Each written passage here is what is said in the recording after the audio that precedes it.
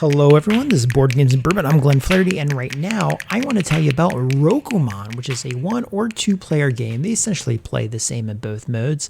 Abstract battle game, player versus player, where what you are trying to do is over the course of 6 rounds that evolve 1 through 6, you are trying to defeat your opponent by getting 3 of your soldiers in a row or 3 high, and you're going to be placing them on these locations. Now, these locations actually have 3 sides to them. The back of them is all red. That'll come into play later. But the other side, the face side of them, has 2 designs on them, gold and a green side.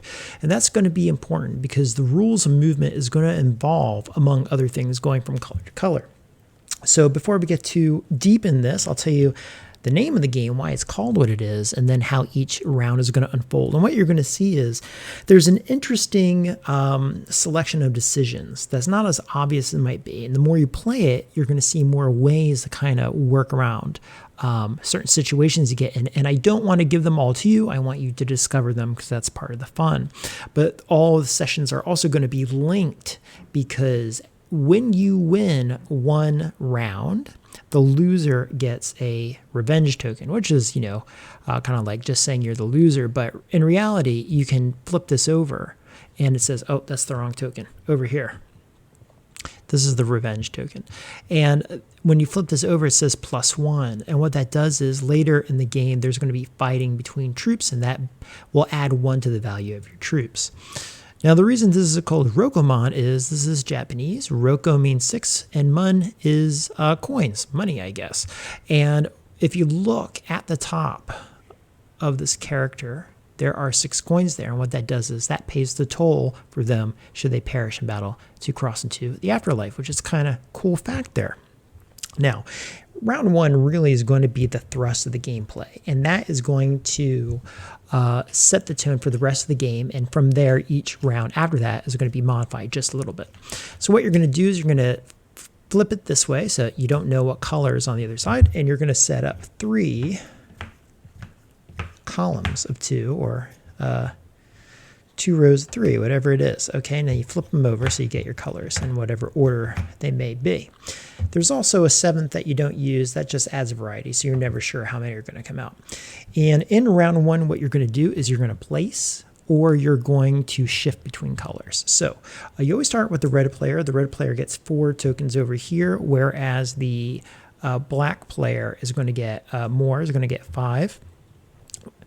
In the early rounds, you just use the faces that represent what your clans are. Later in the game, you're going to flip them over. Let me give you a good example here. You're going to flip them over, and you're going to see there's numbers, and that represents troop levels. Okay, so what you're going to do is red starts first, and they can place. So I place onto one of the coins here. I place on one of the coins here. Now remember, the goal of the game is to win by getting 3 high or 3 across, right? So that goes there. Second thing I'm going to do is I'm going to take a red and I'm going to put it on a green. Black's going to go wherever. Let's just say on a green right there. So now what red can do is they can take another one of their troops, and they can place it onto something, or they can shift it between colors. What I'm going to do is, just for this move, I'm going to place my red right here on this gold. The other character, the black, is going to decide to, they are going to place on this green. Okay, red is going to go. But what red's going to do is they are going to shift from gold to green, and they're going to go right there.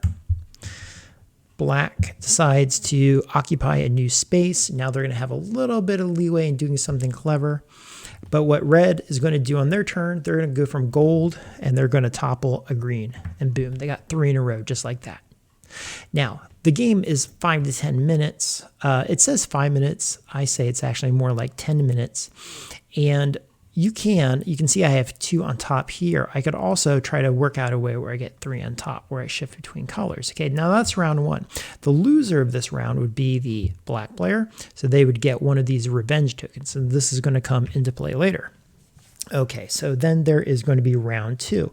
Round 2 is going to be the same as round 1, except now you're going to put the 7 locations in there, okay? So just to make this easy, I'm going to do this. Now, what I find is that round 2 actually goes faster than any other round because there's some Connect 4-like situations you can pull out really fast where someone might be caught off guard and get confused, right? So red goes first, and revenge token stays with this person from the previous round. Black is going to go here. Red is going to go here. Now, you have 2 reds. Wherever black goes, red can place either here or here and get their 3 in a row. So probably what's going to happen is instead of deploying at this point, black is going to try to interrupt this, and they're going to go from gold to green to block that up. Red is going to come down again. They're going to go there. And this is going to unfold kind of like the same way. I'm going to go there. Red is going to go here. Black is going to go here.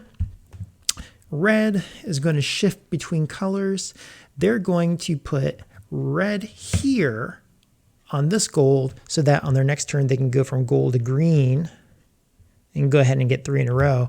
Except black decides they're going to do the same thing. They go from black to gold. They come here and they get in. They get 3 in a row first. So something like that. Now you get that. Okay, the bonus, the revenge token, goes to the red player for losing.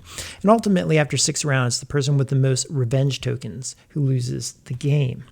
Round 3 is going to be the same, except now you can actually fight for a location. So when when black wanted to topple red and comes over here, you would flip these over and see who had the most troops. Now, black has 3, red has 2. What I could have done had I not been confident in my numbers is I could have used my token to add to my number and have 4. Whoever has the highest number stays there and the other person gets their troop back to use. In round 4, it's going to be the same, except now you can shift the location. So whereas before I was like this and I kind of had my path on the board, instead of coming over here and doing that, I could have just done this. Shifted 1 tile and gotten 3 in a row that way. So now it's almost like quantum gaming. Now you're not only playing 3 in a row, 3 high. Now the actual locations start to move. That's the craziest round right there for me. In round 5, the 3rd color is added, and so one of these tokens is going to be flipped over to the red. So now you have the choice. You not only go from the green to the gold, you can go to the green to the red right there. Okay, now you have this thing really floating around. And then in round 6, all the numbers are going to be exposed. So it's full information about what's going on. You have the flippity-doodah there that you can toss in where you're moving the locations, but you're going to know it's there. It's fully tactical.